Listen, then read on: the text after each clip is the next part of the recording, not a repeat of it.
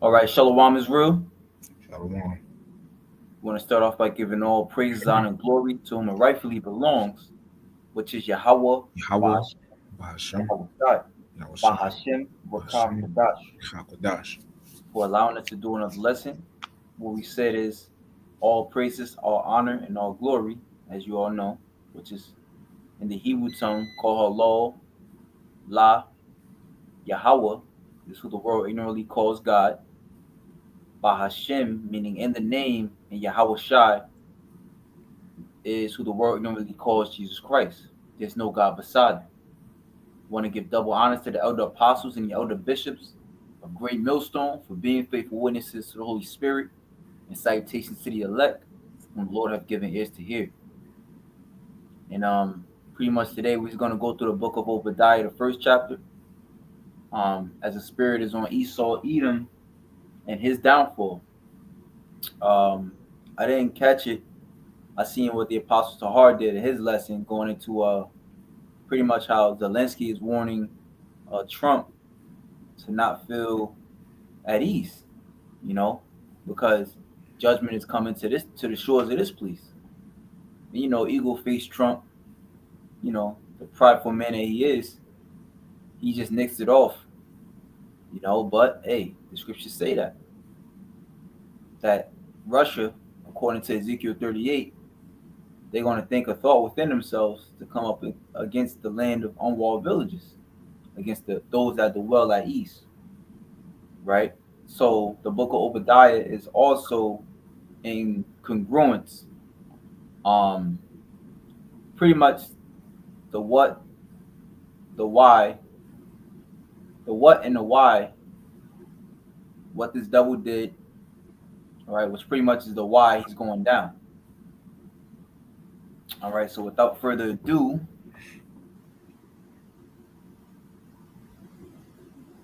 hey, you could actually, Read.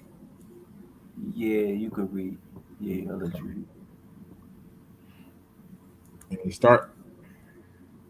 Yeah, All right. Share my screen or? yeah, share screen. Yeah, share screen. I'm gonna add you to the stage. All right, bet.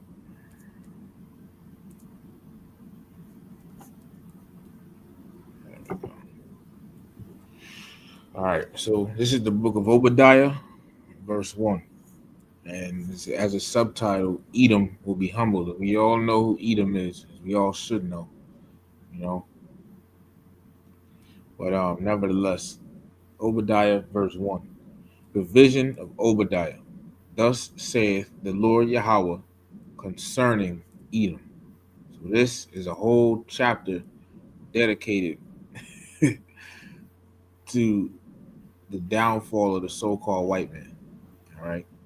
It says, we have heard a rumor from Yahweh, and an ambassador is sent among the heathen.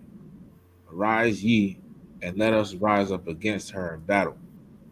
And when you look it up, when Edom, the so-called white man, all right, went into the land, our holy land, from the very beginning, there was war. You had something known as what, the 6 Day War, in which the Egyptians, all right, the Arabs and the Arabs um in the area, they wage war against the Ish people, and you had an ambassador of Egypt at the time, which his name was Gamar Abdul Nasser, right? And that was pretty much the ambassador that waged war against Esau, right? Because they understood very well that those were not the people. All right. Yep. Um, verse 2, it says, behold, I have made thee small among the heathen. Thou art greatly despised. All right. And that word small, Strong's H6996, the Hebrew word here is quatan, right? So it's young, small, insignificant, unimportant. All right. So not that, they're literally small. All right, but the Lord made him insignificant. It says, "Thou art greatly despised." Everybody, pretty much everybody's calling out the so-called white man for for all the wickedness and the evil and wrongdoing that he does, man. Especially Amalek. Your fake JEWS. All right, which Amalek is a grandson. Amalek was the grandson of Esau, man. Okay, you mind if I get it? Yeah, you got it up. This is real quick just to prove that. This is Genesis 36, right? And starting from verse 10, it says, "These are the names of Esau's sons: Eliphaz, the son of Adah, the wife of Esau; Ruel, the son of Bashemath, the wife of Esau; and the sons of Eliphaz." So Eliphaz was one of Esau's sons, right? It says, "Were Teman, Omar, Zepho, and Gatam, and Kanaz. And Timnah was concubine to Eliphaz, Esau's son. And she bare to Eliphaz Amalek. These were the sons of Adah, Esau's wife. So Amalek was son of Eliphaz. Eliphaz was son of Esau. That would make Amalek the grandson of Esau, man. And today, Amalek, or in the Hebrew, I'm Malakwa. All right, I'm Malakwa. All right, are the fake JEWS. You know, I'm telling you, man, Saul should have wiped them out. Should have listened. And that word itself, it says dweller in a valley. It's spiritual because as we read, it says, "I made thee small among the heathen." Which that word "small," you can go into that out, because that word "small" is not so much so in number, all right, but it's in a spiritual sense. Says young. The Hebrew That Hebrew word word is chatan, I believe, chatan Kotan. or Yeah, kotan, right. It says young, small, insignificant, unimportant. right? So this devil is insignificant, unimportant. The only ones he's important to is to America, but to everybody else, he's in the way, right? This devil's in the way, Right. Verse 3. It says, "The pride of thine heart hath deceived thee, thou that dwellest in the clefts of the rock, whose habitation is high, that saith in his heart, who shall bring me down to the ground?" right? Because that's we going to second was that Second Thessalonians 2,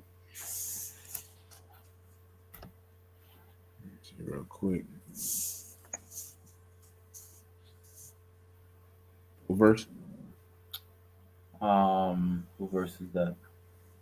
Verse 4, 2 Thessalonians chapter 2, verse 4. "Who opposeth and exalteth himself above all that is called God or that is worshipped, so that he as God sitteth in the temple of God, showing himself that he is God." right? So this is as we go back to Obadiah, right? Pretty much this devil has he has a stout heart, right? Salakia. Reminds me of this other precept. You can grab Isaiah 10, Uh, 10 and 12, okay. concerning the stout heart of this devil, Yep. This is the book of Isaiah, chapter 10 and verse 12. It says, "Wherefore it shall come to pass that when the Lord hath performed his whole work upon Mount Zion and on Jerusalem, I will punish the fruit of the stout heart of the king of Assyria and the glory of his high looks." right? And then go down to verse 13 as well, Verse 13. "For he saith, By the strength of my hand have I done it, and by my wisdom, for I am prudent, and I have removed the bounds of the people, and have robbed their treasures, and I have put down the inhabitants like a valiant man. right? Now, to the average, you might think, oh, well, this is talking about the king of Assyria. But as you see, when we go and read through Obadiah, the first chapter, this was the same mindset of Esau Edom. And also remember that Babylon is synonymous with Edom. Okay? So as we read through Obadiah, you're going to see that this is this man's heart. His high looks, his stout hearted, right? Con. There's nowhere, there's no prophetic, there's there's no prophecy that states that you're the real people of the Lord, right? Right. When the real people of the Lord are in the land, there shall be no war anymore, Right. right? And that's all these devils been going through is war and more war and more war. So Mm-hmm. how could they be the people, right? And the audacity to put yourself in that seat, you put yourself in the hot seat now. You know, remember the Lord's going in this. The Lord going in this rulership in that same area. You know, Right. Jerusalem over there in the Arabian Peninsula. That's all pretty much the battleground for World War III. Yep. This is the Hebrew word for pride there in Obadiah 1 and 3. The Hebrew word here is Zada 1, right? And Strong's is H2087. And if you ever want, by the way, if you ever wanted to look up a Hebrew word, or and you forgot, but the Strong's, you could literally just go on Google and type in Strong's H or Strong's G, whatever, whatever, if you remember it. Oh, okay, got you. As a side note, I mean, Zada 1, it says pride, insolence, presumptuousness, arrogance. And then Strong's definition, arrogance, presumptuously, pride, proud men. And that's exactly what this so-called white man is. You know, the pride of his heart has deceived him because he thinks he could just get away with you know all the hell he's caused on the earth and what he done to the Lord's people. You know, that's why I said the pride of thine heart, which heart in the Hebrew is lab, which means mind, has deceived thee. Thou that dwellest in the clefts of the rock. And when you look at this word clefts, right? Real quick, the Hebrew word here is chagav or tzlakia, chagwa. It says clefts, place of concealments, retreats. Let me just look it up here real quick. Cleft definition. It says split, divided or partially divided in two. So like a split or an opening. And it said clefts of the rock. So what does that tell you? It's talking about a cave. You see? Clefts of the rock. All right. And these devils, they're one of the names they go by is Caucasians. Okay. Which real quick, let me type this in real quick. Caucasian, right? I don't know, I think they changed it, but they used to, if they did change it, they used to say up here when you look it up, um, here it is right here. Resident or native of the Caucasus, you know, and the Caucasus is mountains, caves, so they're literally cave dwellers, man. All right. It's giving you clues who the devil is, who the so-called white man is, who Edom is, you know? Hmm. Hey, and as you were speaking, brother, I was looking up the let's just say the declaration. Mm-hmm. All right, you know the first word, and when you Yeah. look that up, right, I'll read a portion of it. It says, like I said, we got to talk in code because you know how Esau is. Right. The declaration issued through the continued efforts of Chaim Wiseman and Nahum Sokolov. It says, ZIONIST leaders in London fell short of the expectations of the IST, who had for the reconstitution of Palestine as the Ish national home. Mm-hmm. The declaration specifically stipulated that nothing shall be done which may prejudice the civil and religious rights of existing non J communities in Palestine, which we know that's bullshit. The document, however, said nothing of the political or national rights of these communities and did not refer to them by name. So, in other words, Esau, like that document pretty much allowed Esau to commandeer some shit that wasn't his. Right.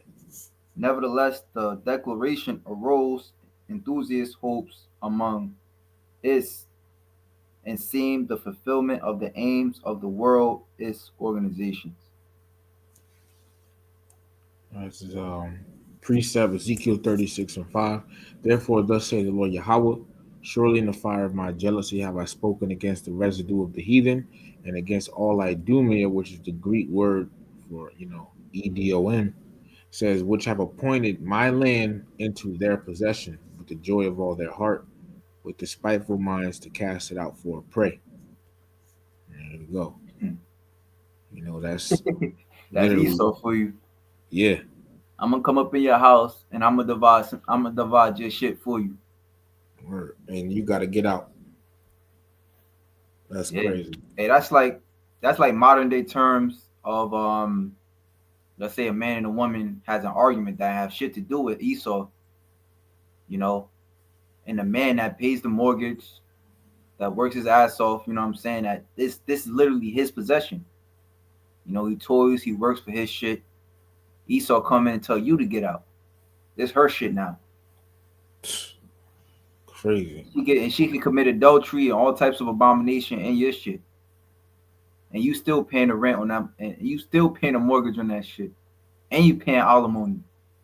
And if you don't, you go to jail. Right. Crazy. Crazy. Crazy, man. So But that's as how you Esau moves. right. And it's beautiful the fact that you read that because in the latter part of the chapter it's gonna tell how we're gonna go back to our land, get our land back. But Obadiah 1:3 again, it says, the pride of thine heart hath deceived thee, thou that dwellest in the clefts of the rock, whose habitation is high, that saith in his heart, who shall bring me down to the ground? You know, his habitation is high, man. These devils, they love those they love high habitations, man. It's no wonder they, you know, uh build skyscrapers, which is actually going off, by the way. Here it is. You could be standing from a whole other town, like especially over here where we're located. You could see New York, New York City from miles upon miles away. You could see the buildings, miles upon miles away, man. You know, they had the World Trade, the Twin Towers. They had the Empire State. They still got the Empire State Building. You know, um, you literally go to New York City, man, and you feel as you like a rat. That's how tall that's how high those habitations are, man. Mm-hmm. You know? Hey, and it's no coincidence again that the I was looking it up. It says the home insurance building in Chicago, Illinois, was the world's first skyscraper completed in 1885. So that's Esau all the way. Again, America is synonymous, or Babylon is synonymous with Edom. Right. Yep. But Obadiah 1:3 says that saith in his heart, who shall bring me down to the ground? You see? And the elites is the ones that really think like this. They feel like can't nobody beat them. Nobody could take them down. You know? Hey, the scripture the scripture said, I shall not meet thee as a man. You know? Yahweh Shai is gonna come, take it to him, pretty much. But verse 4 says, though thou exalt thyself as the eagle, and though thou set thy nest among the stars, thence will I bring thee down, saith Yahweh. See? Right.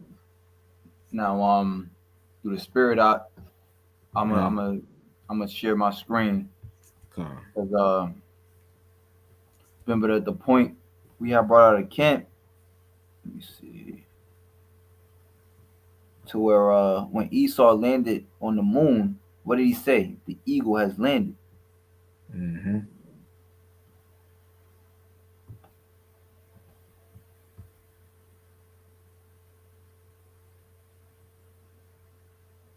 Is mine's?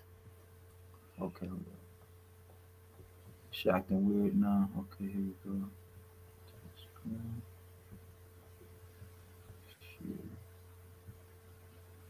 It's like y'all can bear with me. The computer's kind of slow.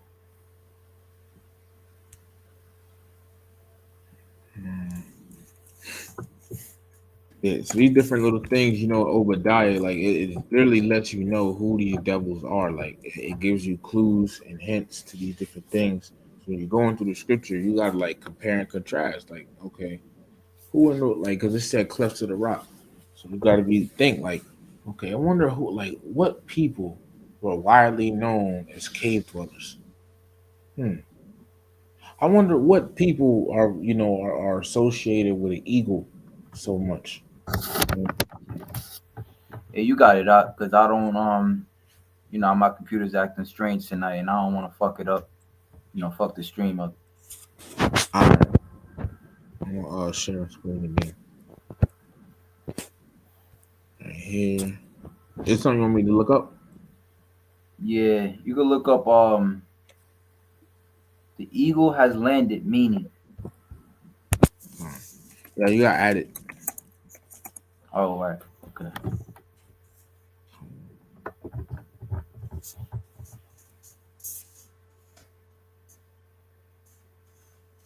Okay.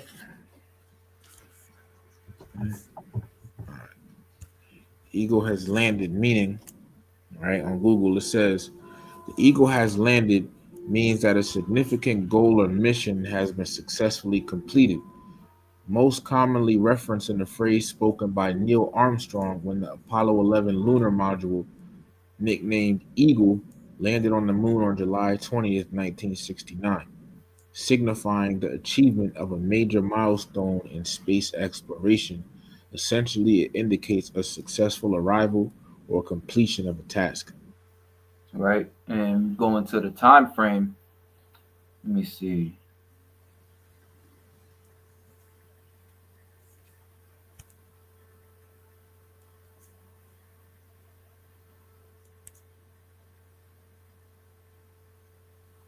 Man, these devils, boy, man, they some of the biggest liars, man. Oh man, Right. When you go into the time frame, it says that pretty much there was a space war. All right. It says so I just looked up, was Russia and America racing to go to the moon? mm, So it says during the Cold War, the United States and the Soviet Union, often referred to as Russia, in general conversations, were indeed engaged in a space race to be the first to land humans on the moon, making it the primary focus of their competitive space exploration efforts during that time. Now, as a side note, we know that was BS. That was all CGI. However, the point still stands that America, um,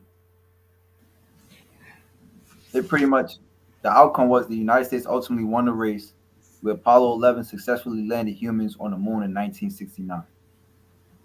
Right. So, for all intents and purposes, America won that race. right, yep. And Yeah, then, oh, it's like Slocky. just to, so to bring it home, America or the eagle, which represents America, did set his nest among the stars. He has satellites up there and things of that nature, but Right, uh, he didn't necessarily go to the moon. That's impossible. right. Yeah, you can't escape the firmament. That whole space exploration, that's for us, man. Us Israelites. And by the way, because it says the year 1969, and in Obadiah it said, "Though thou exalt thyself as the eagle," which even going back to the Romans, you know, I think the Greeks as well. I'm not too sure. I might, I got to double check. But that was a symbol. Deuteronomy 28 talks about, as swift as the eagle fly. That's their symbol. Joe Biden made it the national bird last month. He officiated it. I mean, last year. Okay, so And then it says, "And though thou set thy nest among the stars, thence will I bring thee down, saith Yahweh." So ever since that time, 1969, they've been going down. It's lucky for this in the background. But yeah, and then this scripture here, Revelation 11 and 11. It's loud. That shit is loud, man. Oh, it's loud. This is goddamn demon clock. Revelation 11 and 11 says, "And after 3 days and a half, the spirit of life from the Most High entered into them, and they stood upon their feet, and great fear fell upon them which saw them." Which, long story short, 3 days and a half, 350 years, 1619 to 1969. 1969 being the year that we woke up, started waking up to the truth. All right, but Right. move on. The Lord said, "Thence will I bring you down." Because Yeah. remember, what's that in Second Thessalonians, where it says, "I will destroy them with the spirit of my mouth and with Ooh, the yeah. brightness of my coming." So the Lord began to bring this devil down by putting his spirit on the prophets. Right. Right. Started off with it was Abba Bivens, and then elders under him, and on today to our elders, holding it down in the spirit. Abba Bivens, Elder Yaquab, Elder Masha.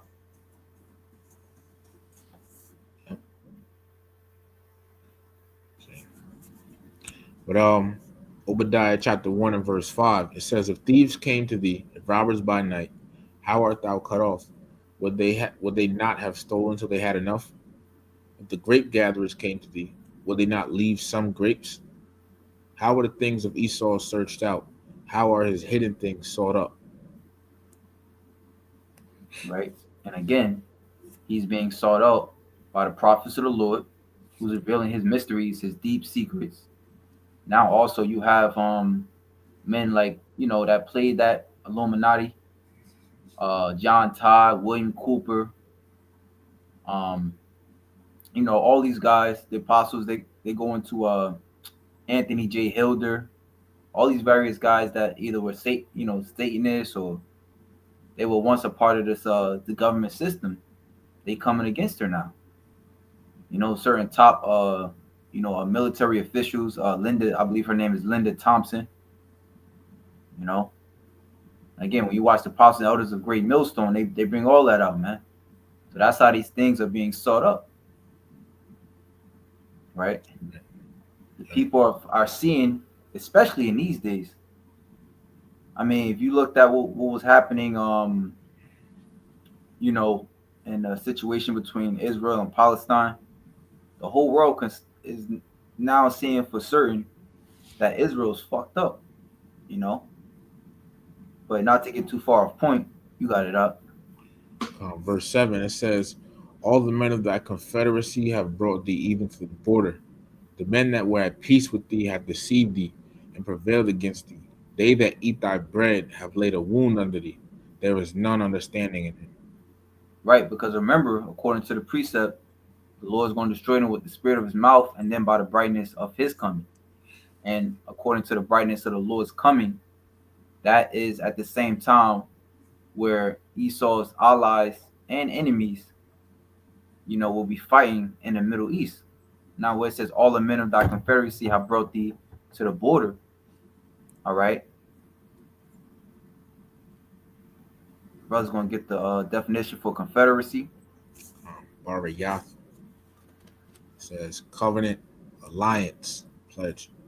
right? That's pretty much to the point. And then when you go to Revelation 17,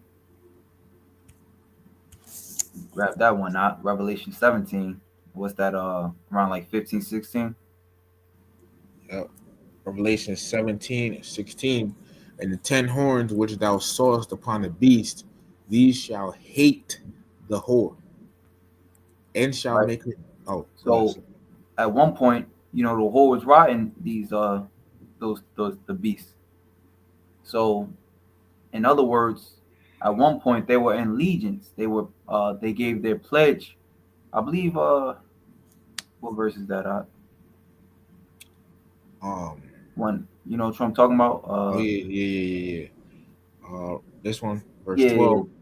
"And the 10 horns which thou sawest are 10 kings. which have received no kingdom as yet, but received power as kings went out with the beast. These Right. And have when you go to the calculation of that 1 hour, that's pretty much around like 40, 41, 42 years that they were these other nations were pretty much a part of NATO, mm, which that's the beast, NATO and the EU. con- verse 13. These have one mind and shall give their power and strength unto the beast. Right? And now you see that now. That's where they fucked up now. Because they gave their power and their strength to the beast. All right. They allow certain decisions to go through America. And I mean, you see what that's leading them. You know, gotta buy I mean you fucking royally in debt. You know, America's you know, you go to America for pretty much the stability of your economy. And that shit is coming to a screeching halt because now they're seeing that America is only for America, and everybody else can get, you know, everybody else screwed as far as following them. Mhm. Yep. Hey, case in point is that Nord Stream pipeline. Everybody knows that America destroyed that Nord Stream pipeline so that they can be the victor as far as getting Germany, as far as destroying Russia, as well as getting Germany to rely on them for oil. Mhm. Yep. But here it says, this is back in Obadiah chapter 1. So yeah, America's allies is going to turn on it. Okay. And with this man Trump in office, I could definitely see them doing that because he definitely has that he like represents America, man. That prideful Edomite spirit. But Obadiah 1:8, it says, "Shall I not in that day, saith Yahweh, even destroy the wise men out of Edom, and understanding out of the mount of Esau?" I don't think you finished verse 7. Huh? Okay, verse 7. Obadiah 1:7, it says, "All the men of thy confederacy have brought thee even to the border. The men that were at peace with thee have deceived thee and prevailed against thee. They that eat thy bread have laid a wound unto thee. There is none understanding in it." All right. Verse 8, it says, "Shall I not in that day, saith Yahweh, even destroy And the that, wise?" like that border is the Valley of Jehoshaphat, which again is in Jerusalem or in Israel. You know, that whole area, the Arabian Peninsula, um, was it Israel, Iran, that whole area right there is going to be a hotbed. The Lord going to open that bitch up, you know? Mm. Verse 8, it says, "Shall I not in that day, saith Yahweh, even destroy the wise men out of Edom and understanding out of the mount of Esau?" Because, when the Lord brings his destruction, because these devils, they're looked at as, the ones that, the ones that, know everything and have all the answers. But when this destruction comes, they're not going to be able to find any answers to it. These devils, man, they literally act like they know it all, right? But when this destruction comes, man, there is not going to be any understanding that they can give or make out of it, you know? Verse 9, it says, "And thy mighty men, O Teman, shall be dismayed to the end that every one of the mount of Esau may be cut off by slaughter. For thy violence against thy brother Jacob, shame shall cover thee, and thou shalt be cut off forever." You know, and the thing is, we're Jacob, all right? We're the descendants of Jacob. We're the Israelites.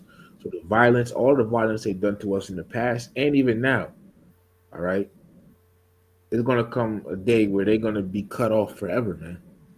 You know, and then it gives you an example. It references back to a time, that they have shown violence to us. Look, man, ever since the ancient world, these devils, we've always had that hatred with one another, and that goes back to the garden.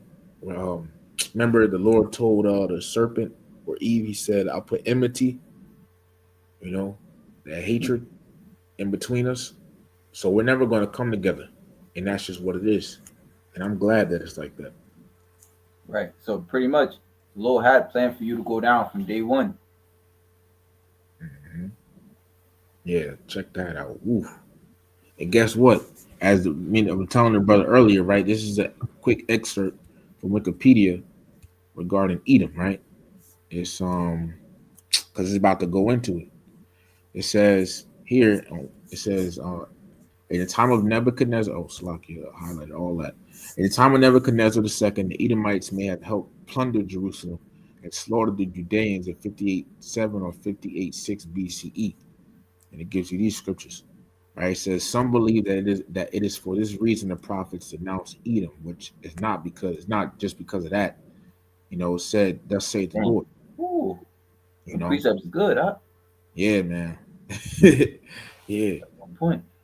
It says uh evidence also suggests that at that time Edom may have engaged in a treaty betrayal of Judah. Now listen to this, right? Because these people like Vocab Malone and everyone try to say the Edomites are done away with, but on Wikipedia, aka the Free Encyclopedia, which is a bunch of books compiled together to give information, it says this: the people of Edom will be dealt with during the Messiah's rulership, according to the prophet. So they still here, and we know who they are. All right. They know exactly who we know exactly who these devils are, man. So when Yahushua comes back, they're gonna get they recompense. Okay. But in Obadiah 1:11, it says, and I'm starting at verse 10 again, for thy violence against thy brother Jacob, shame shall cover thee, and thou shalt be cut off forever. In the day that thou stoodest on the other side, in the day that the strangers carried away captive his forces, the strangers being the Babylonians, carried away captive his, talking about ours, the Israelites' forces, and foreigners entered into his gates and cast lots upon Jerusalem. Even thou wast as one of them.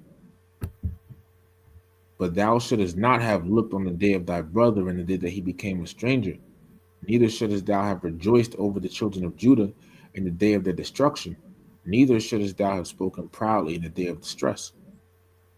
So, you want to ask something on that? Well, the scriptures even say, you should not rejoice when your greatest enemy falls. Hmm. You know. Yeah. So, and we supposed to be brothers, right? Which that's we know that's not the case, but just making a point that this devil is not for our turn, and the Lord is not for his turn. Right. All right. He was a murderer from the beginning. Remember, neither having neither done good or evil, but that the purpose of election might stand. The Lord don't like this devil, man. And that's pretty much what he's telling you right here in the book of Obadiah. Hmm. Yeah, remember, man, he's the son of perdition. He's set up to be destroyed. Romans 9, it tells you he's a vessel fitted to wrath, man. Okay. But here, the siege of Jerusalem says here was the final event of the Judite revolts against Babylon, in which Nebuchadnezzar II, king of the Neo-Babylonian Empire, besieged Jerusalem, the capital city of the kingdom of Judah. Jerusalem fell after a 30-month siege, following which the Babylonians, and it goes into it. All right, but you know, and when the Babylonians came and sacked, Jerusalem and everything, you know, Esau was right. They was in the mix.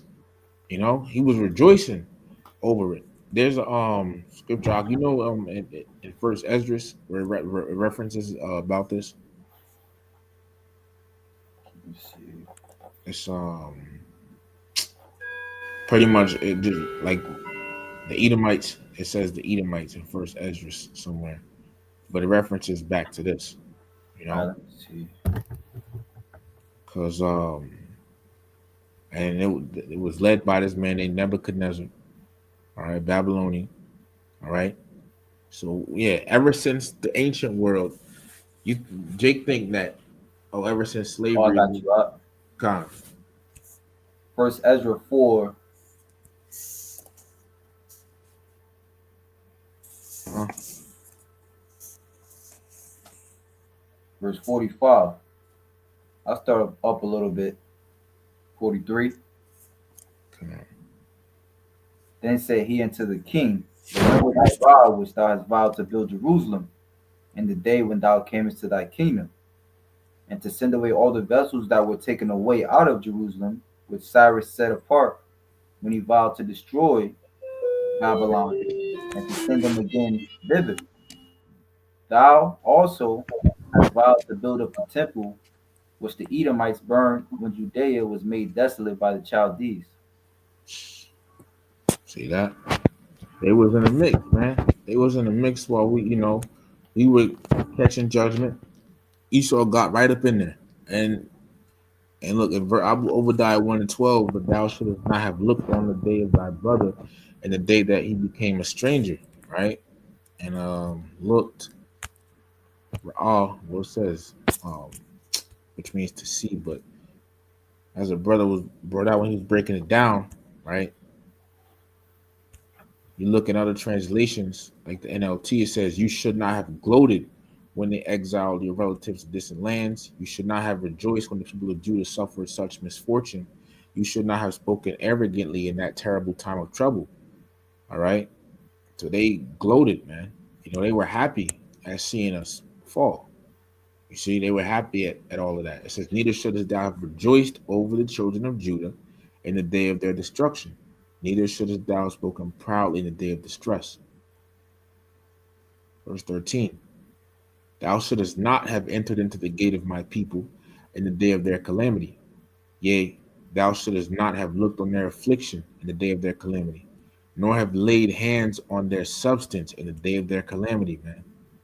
So, like a brother was saying, he was breaking it down pretty much. Imagine somebody in a fight and he losing, and his wallet, keys, phone, car keys start falling out, and somebody come over there and just start taking it, you know, or say he start crawling away, and then someone else come, kick him in the face, you know. So it that's basically what Esau had done to us, man. You know, I was pissed off, you know, hearing about it. Verse 14 it says, "Neither shouldst thou have stood in the crossway to cut off and to kill those of his that did escape." So while them picture that, Jake trying to escape from the Babylonians when they were besieging, here comes Esau, little old Esau trying, cutting us off, man. It says, Mhm. neither shouldst thou have delivered up those of his that did remain in the day of distress. So you would have had some Jakes that, would have possibly gotten away, but no, here come Esau bringing them right back to the Babylonians. You see, catching them, you know. But as we see, the next subtitle is the day of the Lord in the future. So that verse 15. You want me to keep going? Yeah, Okay, come on. Obadiah 1 and 15 says, "For the day of Yahweh, Bahashim Yahweh Shai, is near upon all the heathen. As thou hast done, it shall be done unto thee. Thy reward shall return upon thine own head." right? Because again, we just read you had Esau and the Babylonians, you had Esau and the Moabites, you had Esau and the Ishmaelites, you Mm-hmm. had Esau and the Hamites. We can go on and on. Does not was that Daniel's 9 and 12? What nation have not taken part of her spoils? Right. Right? So get best believe you have relics of Israel all throughout the earth. As a matter of fact, I looked it up the other day. It said that America itself has the most gold reserves in the world. So you Wow. can't tell me this ain't Esau, man. Yeah, that's fucking beef, man. Hey, but as scripture said in Genesis 27, it had the fatness of the earth. You know,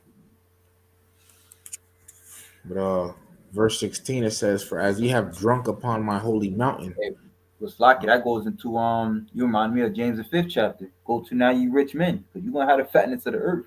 But if it's by the sword, that's a problem. Right. Because Yep. what the scriptures say that the offerings of the oh man, no, that's in Sirach 38. But that's a problem. You get well, Sirach 38 was that Sirach 10, you know, uh Let's go. 10 and 8. Oh yeah, yeah. Sirach chapter 10 and verse 8 it says, because of unrighteous dealings, injuries, and riches got by deceit. The right? kingdom So is riches got by the seed is still riches at the end of the day, but it's making your house fat. Going into the precept you brought out, they show how the fatness of the earth, but it's got by the seed, right, by bloodshed, or by false treaties. You know, I do this for you, you do this for me, but it was always a one-sided deal in Esau's mind. right. But again, there's a cause and a reaction to everything. We went off, we had to pay for it. So what make you think you're gonna be any different? Esau think he above the law because for so long he created the law. You know, Hmm. And it says, because of unrighteous dealings, injuries, and riches got by deceit, the kingdom is translated from one people to another. Yeah. But Obadiah 1:16 it says, for as ye have drunk upon my holy mountain, so shall all the heathen drink continually. Yea, they shall drink, and they shall swallow down, and they shall be as though they had not been. mm, And drink doesn't mean that they would somewhere drinking Moscato on some type of mountain or something like that. It's talking about, pretty much they consumed us. So it's going to come back upon them, and especially Esau. Lamentations 4 says the cup also shall be passed through unto thee. Is likened, his judgment is likened unto a cup. So the judgment is they're gonna drink, man. And they ain't getting out of this. All right. I got a precept for you out. Uh-huh. Psalm 75 verse 8, Perfect. Yeah. Spirit. God. verse 7. Shit, you gotta start at verse 5 actually. God. It says, lift not up your horn, speak not with a stiff neck, for promotion cometh neither from the east, nor from the west, nor from the south. But God is the judge. He putteth down one and setteth up another. For in the hand of the Lord there is a cup, and the wine is red. It is full of mixture, and he poureth out of the same. But the dregs thereof, all the wicked of the earth shall wring them out and drink them. So you know what that goes to show you too, what? Mhm. That remember the dregs at the bottom of the cup. Right. So it goes to show you that we would drink first, and then after, what I'm saying, the rest of it, the wicked would drink, you know? Yeah. Yeah. Yep. And that's the bitter, that's the you might, we get the watered down version, but you get the strong sediments, Or the most yeah. potent parts. Make you curl your face up. Get the sour patch face. Yeah. God, yep. That's what's coming to Esau, man. This ain't gonna be nice what's coming to you, man. It's not like we're gonna be changed and then just forget about everything they did. No, man. Let's say the day of the Lord in the future. Okay. So, hey, let's get it. Obadiah 1:17 it says, but upon Mount Zion shall be deliverance, because the Lord is going to deliver his elect, you know. Zion represents the Israelites. So starting with the elect of Israel, it's going to be deliverance from the coming judgment, as well as these curses, this low down condition we're in, man. Right? So, but upon Mount, so the heathen, they got what's coming to them, but starting with the elect, it's going to be deliverance. It says, and there shall be holiness, because we're going to be changed, all right, made pure. And then the rest of the nation of Israel going to come back through the elect, be made pure as well. It says, and the house of Jacob shall possess their possessions. So, yeah, they got our stuff. Oh, yeah, but we getting it back, man, you know. You got Esau, your lease is about to run up, man. You know, your ass about to get evicted, nigga. You know, this we had the fatness of the earth. But hey, look, remember, that's the thing. Going back to Genesis 27, Esau did get the fatness of the earth, right? Esau got the fatness of the earth. However, Jacob also was said to get the fatness of the earth. This is Genesis 27 and 28. Therefore, the Most High give thee of the dew of heaven and the fatness of the earth and plenty of corn and wine. And we're going to get this fatness of the earth real soon. Let people serve thee and nations bow down to thee. Be Lord over thy brethren, and let thy mother's sons bow down to thee. Cursed be everyone that curseth thee, and blessed be he that blesseth thee. Hey, you See? know, the like I had I seen an article yesterday going into how Russia, despite all the things, the tensions and the sanctions, they still seek to enhance their power or their alliance with those in the Middle East. But like how you read, as far as us getting the fatness of the earth, like that land, they don't call it the Fertile Crescent for nothing. You know, that land alone, we're not even talking about, other planets and Earth, but just the land alone is very plenteous, you know? Yep.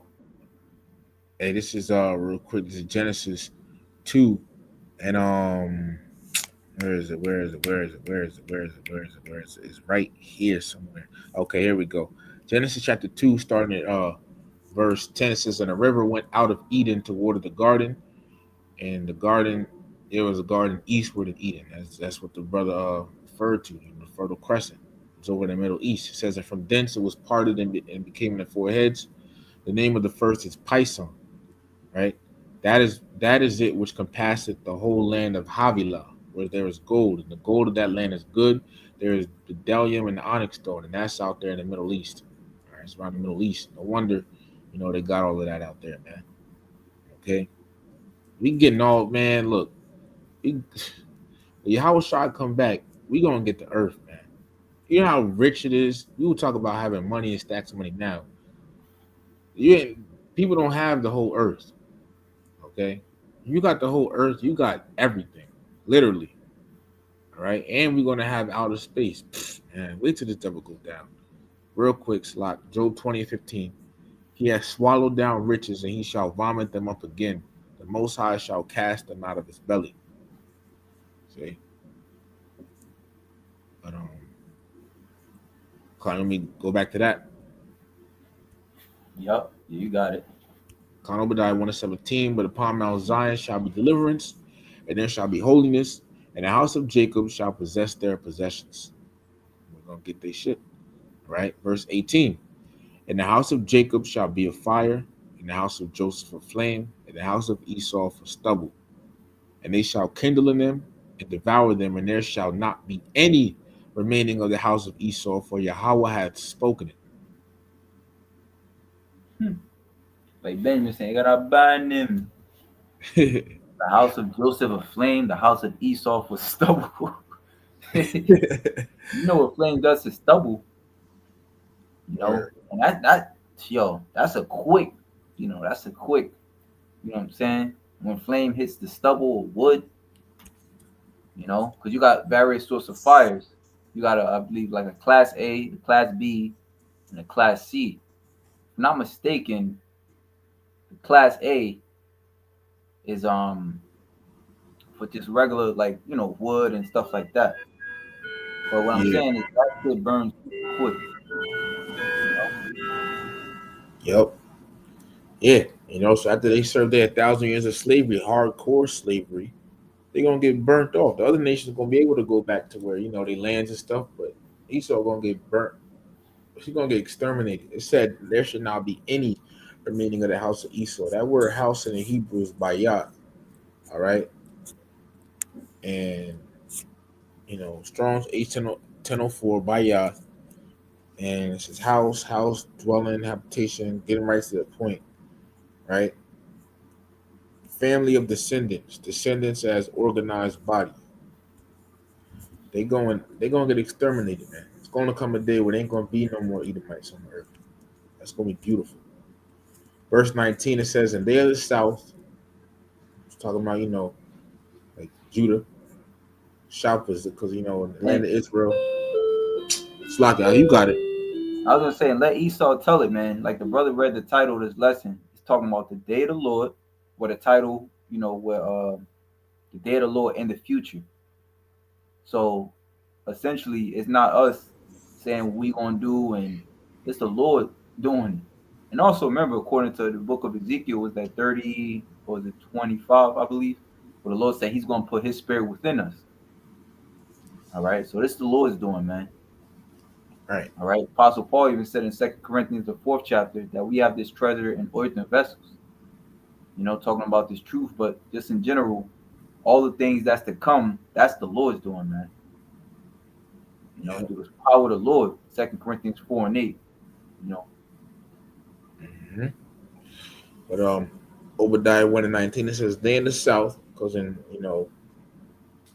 Judah and the land of Israel, as the south, it says, shall possess the mount of Esau. And they at the plain, the Philistines, we're going to get the area of the Philistines, at over there in the land. And they shall possess the fields of Ephraim and the fields of Samaria, and Benjamin shall possess Gilead. So ultimately, it's ultimately saying we're going to get our land back, right? It says, in the captivity of this host of the children of Israel, talking about the remnant that get delivered, shall possess that of the Canaanites. We're going to get the land. It says, even unto Zarephath. And real quick, just for edification's sake, Zarephath on the map, right? That's like up in the far northern part of the land of Israel, man. That's up here, man. Okay. So Boom. the Palestinians gonna have to move the fuck out the way. Oh yeah. They're gonna have to move all the way out the way. No questions asked. Yep. It says, and the captivity of Jerusalem, which is in Sepharad, shall possess the cities of the south. Verse 21, his saviors shall come up on Mount Zion to judge the mount of Esau, and the kingdom shall be Yahweh, Bahashem Yahweh Shaz. That's the stamp on it, right? That's the stamp on it right there. The saints of the Lord shall take the kingdom and possess it forever and ever. You know? And the Lord didn't lie, man. He made that promise to our forefather Abraham, and we know the Lord is not a man that he should lie. Yep. Hey, this I just seen this somewhere in here. All right. But I'm just gonna read it right here. You go on Google, type in Book of Obadiah. It says the Book of Obadiah is a Slocky. It says the Book of Obadiah is a prophecy concerning the divine judgment of Edom and the restoration of Israel. Boom. There you go. There you go. That was the gravy to the rice right there, man. Hmm. Oh, yeah. What's up? Yeah, man. So, hey, point was made. All right. Point was made, man. Lord willing, you Akim, you Akwaf, were edified. Come. And Yahweh Shem Yahweh Shah continue to bless you. Continue to allow, continue to grow, man. Continue to grow. Um, Shalom to you and to your house. I think before I go, remember the elder brother uh Malcolm. He says blessings to you brothers that I forgot exactly how he says it, but he pretty much goes into how you pretty much giving your freedom to do this work. So blessing to you and to your household. Of course, blessings, double honors to the elder apostles, great millstone, the elder bishops, and shalom to the elect. Shalom. Shalom.